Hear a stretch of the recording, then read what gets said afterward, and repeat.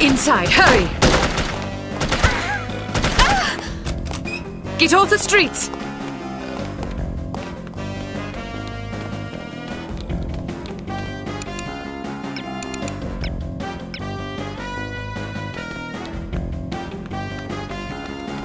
Get inside, now!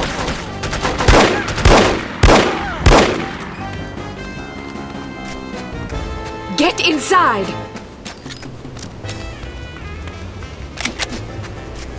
Get off the streets!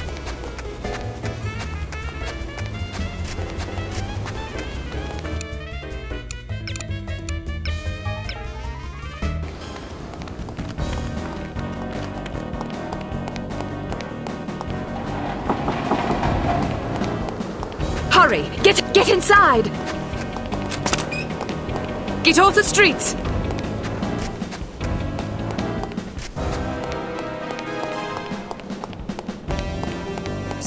Get inside, now!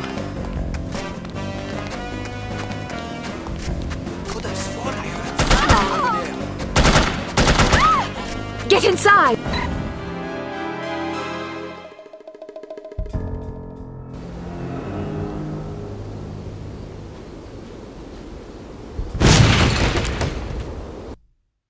Poor, pathetic creature.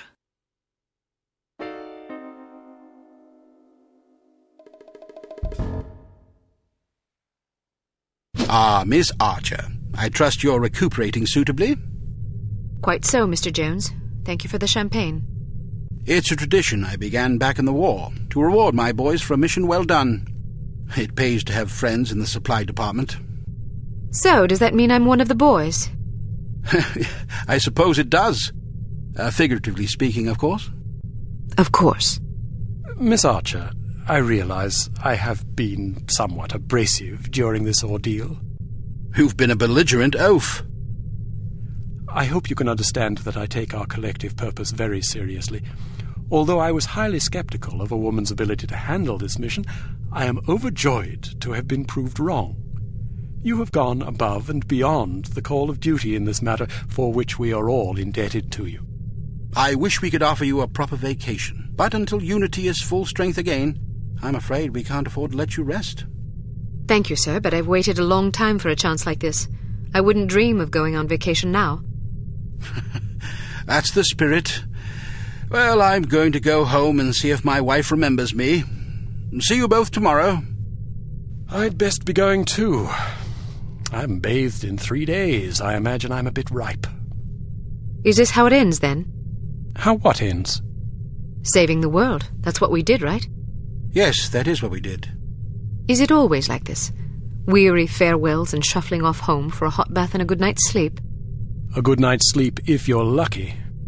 Yes, Agent Archer. It is always like this. Saving the world is our job, you see. If we do it properly, nobody even knows the world is in jeopardy to begin with. Not a lot of fanfare, I suppose. Just the satisfaction of a job well done. An important job. I like to think so. Good night, Agent Archer. Good night, Mr. Smith. Good night.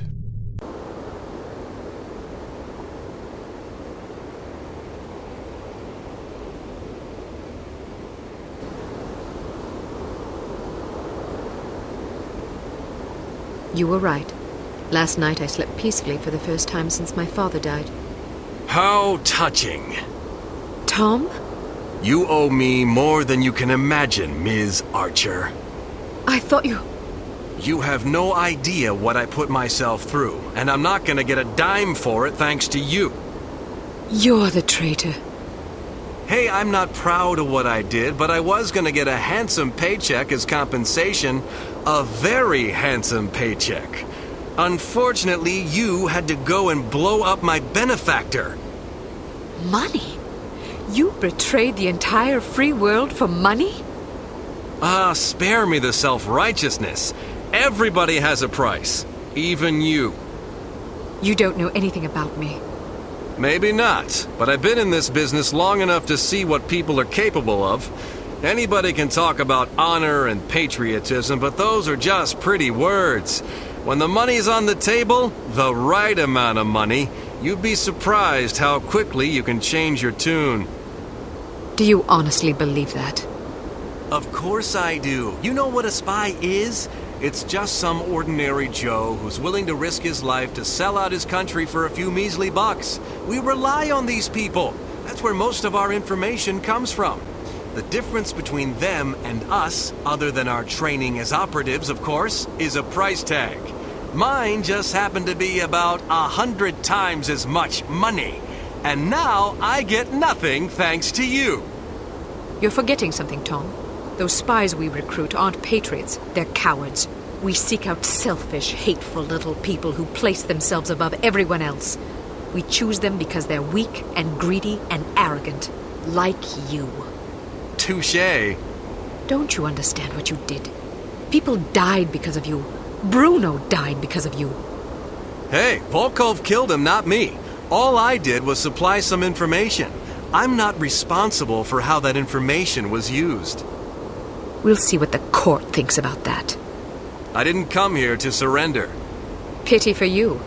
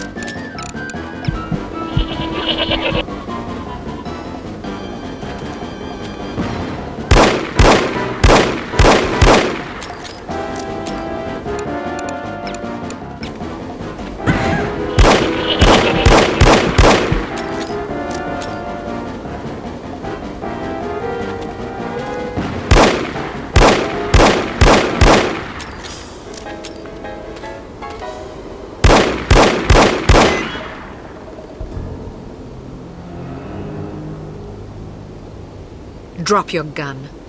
Or what? Are you gonna shoot me in cold blood? If I have to. That's mighty tough talk for a little girl.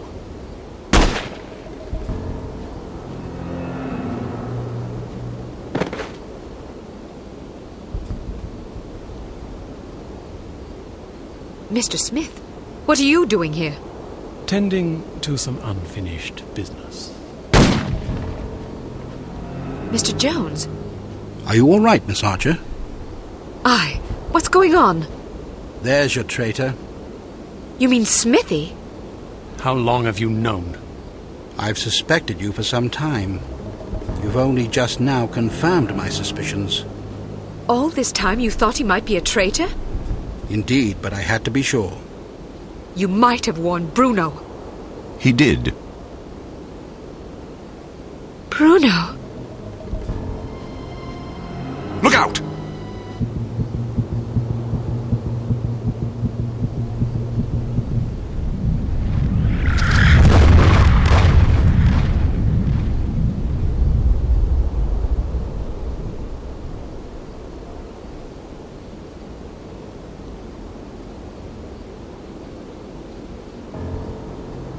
Everyone okay? Good shooting, Archer. But what about Tom? Tom Goodman died in Amsterdam. What? But I thought... The man you knew as Tom Goodman was an imposter. His real name was Melvin Blitzney. He's a former vacuum cleaner salesman from Akron, Ohio. I don't understand. It's quite simple. 7 years ago, Mr. Jones took Smithy off the active list due to his increasingly inadequate performance in the field. Mandatory retirement came as a great blow. Smithy, like many operatives, thought of himself as a man of action. He viewed his reassignment into the role of an administrator as an insult to his virility. He kept his dissatisfaction to himself, secretly plotting to discredit Jones and, in the process, line his own pockets. To this end, he recruited Melvin Blitzney, who underwent plastic surgery, extensive training, and months of voice lessons in order to become Tom Goodman, for whom Smithy, meanwhile, laid a deadly trap in Amsterdam. How did Smithy hook up with a vacuum cleaner salesman from Ohio? Apparently, they met in a bar in Florida on one of Smithy's last assignments. Anyhow, with Goodman out of the way and no one any the wiser, Smithy launched the next phase of his scheme, which was to nurture a relationship with an up-and-coming terrorist organization. He chose harm. His plan was to create an international incident of staggering proportions and simultaneously cripple Unity so that we would have no choice but to capitulate. Such an unmitigated failure would force Mr. Jones to step down, giving Smithy control of Unity and also a handsome payoff in a secret bank account in Zurich. But what about Morocco? It was a trap meant to snare us both. Mr. Jones and I agreed that it would serve as a perfect opportunity for me to disappear for a while. You might have warned me, you know. We couldn't risk tipping our hand. You mean you didn't think I could keep a secret? Keeping a secret wasn't enough. Smithy had to believe I was dead, which meant that you had to believe it as well. I'm truly sorry, Kate. Oh, you will be. But there are still some things I don't understand. Smithy was extremely forthcoming with information for someone who wanted us to fail. Every mission he sent you on was a trap. Eventually it occurred to him that you were far more competent than he had anticipated, but it was already too late by then. You'd outwitted him. Besides, if he'd attempted to conceal information, he would have drawn suspicion to himself, which he couldn't afford. But why did Tom, or Melvin, whatever his name is, blow up the cargo freighter? To get rid of you, of course. But Inga Wagner and Magnus Armstrong were aboard the ship. They were expendable. If you knew all this, why didn't you just arrest Smithy and be done with it? Because we didn't know all this until very recently. Your investigations revealed much of the information we needed. But the final piece of the puzzle fell into place yesterday afternoon, when I found this in Smithy's flat. The puppet? Indeed. Unbelievable. I'm sorry I had to deceive you, Kate. Sorry's not good enough. Do you have any idea how devastated I was? I should leave you two alone. I'm sure you've plenty of catching up to do. You certainly looked sad. What do you mean? Well, I was watching when you came to pay your respects. You were spying on me? Not intentionally. I ought to kill you myself. Who's buried here anyway? No one. It's an empty casket. An empty casket? Calm down. Don't run away from me. Come back and take what's coming to you. Kate, please. You're overreacting. I'll show you overreacting, you bastard.